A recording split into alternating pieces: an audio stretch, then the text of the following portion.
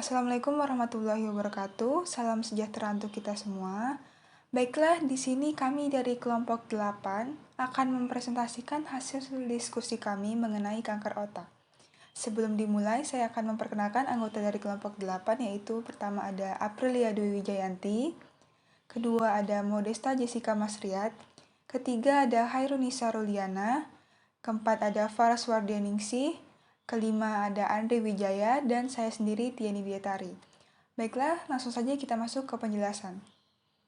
Sebelum masuk pada penjelasan mengenai kanker otak, di sini saya akan menjelaskan mengenai otak terlebih dahulu. Otak merupakan organ tubuh penting yang mengatur aktivitas atau gerakan tubuh manusia. Otak manusia terbagi menjadi 3 bagian, yaitu otak besar atau cerebrum, otak kecil atau cerebellum, dan batang otak atau brainstem. Ruang antar bagian otak terisi oleh cairan otak atau cerebrospinal fluid, dan bagian luar otak terlindungi oleh 3 lapis laput otak atau meninges dan juga tulang tengkorak. Baiklah teman-teman, untuk topik yang dibahas pada presentasi kali ini yaitu ada definisi, gejala, dan penyebab kanker otak, kemudian ada patofisiologi dan jenis kanker otak, dan terakhir ada perawatan dan pencegahan kanker otak.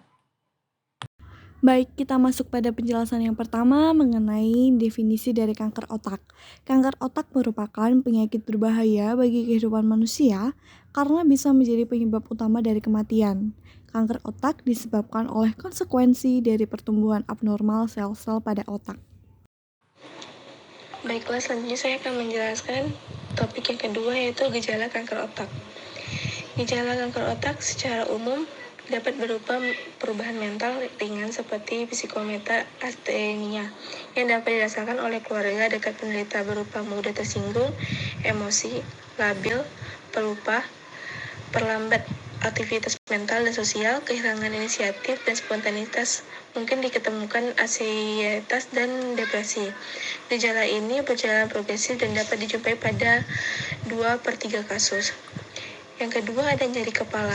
Diperkirakan 1% penyebab dari nyeri kepala adalah tumor otak, dan 30% gejala awal tumor otak adalah nyeri kepala. Sifat nyeri kepala sendiri bervariasi dari ringan sampai episodik sampai berat dan berdenyut. Umumnya bertambah berat pada malam hari dan saat bangun tidur pagi hari, serta keadaan di mana terjadinya peninggian tekanan tingkat intrakranial. Adanya nyeri kepala dan psikometra astenia perlu dicurigai tumor otak. Yang ketiga ada muntah. Terdapat pada 30% kasus dan umumnya menyertai nyeri kepala.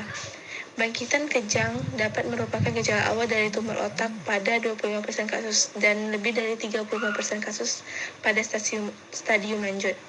Diperkirakan 3% penyebab bangkit kejang adalah tumor otak.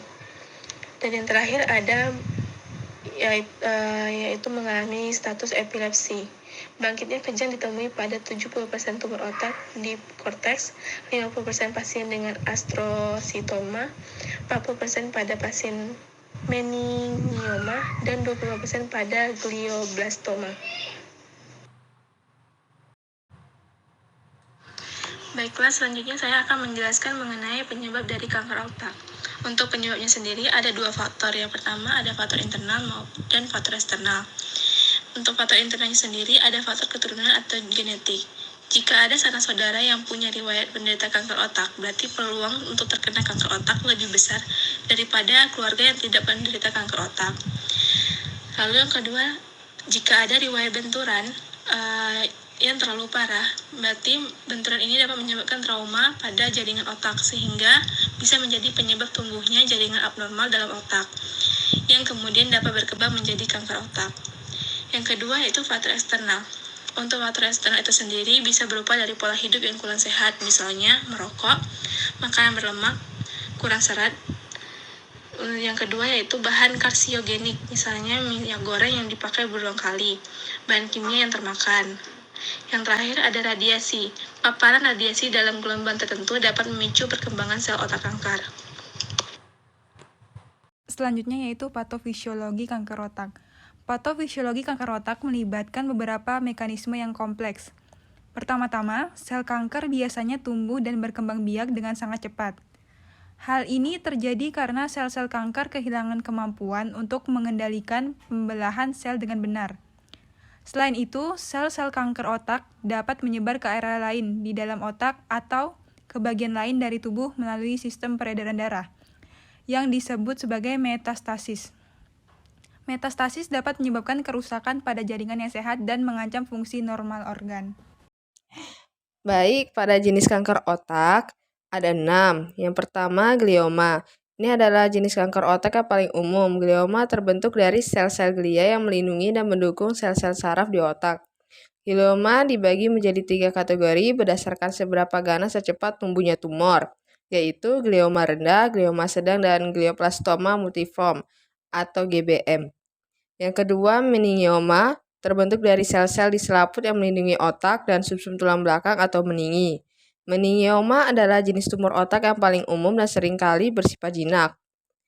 Yang ketiga, schwannoma terbentuk dari sel-sel yang membentuk selubung mielin pada saraf di dalam otak dan sumsum tulang belakang. Schwannoma umumnya bersifat jinak dan seringkali terjadi di saraf pendengaran. Yang keempat, pinealoma adalah jenis tumor yang terbentuk dari kelenjar pineal, sebuah kelenjar kecil yang terletak di dalam otak. Pinealoma seringkali bersifat jinak, tetapi dapat bersifat ganas. Yang kelima, medulloblastoma adalah jenis tumor otak ganas yang paling umum pada anak-anak. Tumor ini terbentuk di bagian otak yang disebut cerebellum, yang mengendalikan koordinasi dan keseimbangan tubuh. Yang terakhir, ependymoma adalah jenis tumor otak yang terbentuk dari sel-sel ependim di dalam otak. Tumor ini dapat berkembang di area otak yang berbeda, termasuk di bagian vertikal atau ruang yang berisi cairan cerebrospinal atau sumsum tulang belakang.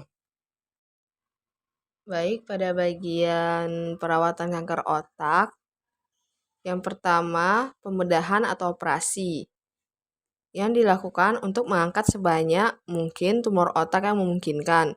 Namun, jika tumor terletak di daerah yang sudah dijangkau atau risiko operasi terlalu besar, mungkin tidak mungkin untuk mengangkat seluruh tumor. Yang kedua, radioterapi adalah teknik pengobatan yang menggunakan radiasi berenergi tinggi untuk membunuh sel kanker di dalam tubuh pasien. Yang ketiga, kemoterapi merupakan pengobatan dengan obat-obatan yang membunuh sel kanker. Kemoterapi dapat digunakan bersamaan dengan radiasi atau sebagai pengobatan tunggal jika operasi tidak memungkinkan. Ada 5 cara mencegah terjadinya kanker otak. Yang pertama, mengonsumsi buah-buahan yang mengandung antioksidan. Yang kedua, menghindari paparan radiasi yang tinggi. Yang ketiga, tidak merokok dan mengkonsumsi alkohol. Yang keempat, mengurangi risiko kepala terbentur dengan keras. Dan yang kelima, memeriksa kesehatan secara teratur. Baiklah, saya akan melanjutkan presentasi dari teman saya, yaitu kesimpulan daripada kanker otak. Langsung saja, kanker otak merupakan penyakit berbahaya bagi kehidupan manusia karena bisa menjadi penyebab utama kematian. Kanker otak disebabkan oleh konsekuensi dari pertumbuhan abnormal sel-sel pada otak. Memiliki gejala seperti nyeri kepala, muntah, dan mengalami status epilepsi. Adapun faktor penyebab terjadinya kanker otak yaitu faktor internal dan faktor eksternal, yang mana telah dijelaskan sebelumnya tadi faktor internal dan faktor eksternalnya. Selanjutnya, kanker otak ini memiliki beberapa jenis seperti glioma, meningioma, schwannoma, pinealoma, medulloblastoma, dan ependymoma. Cara perawatannya dengan cara pembedahan, radioterapi, dan kemoterapi. Mungkin itu saja dari saya. Saya kembalikan kepada moderator. Baiklah, itulah tadi presentasi dari kelompok 8. Terima kasih atas segala perhatian. Mohon maaf atas segala kekurangan. Kami akhiri dengan wassalamualaikum warahmatullahi wabarakatuh.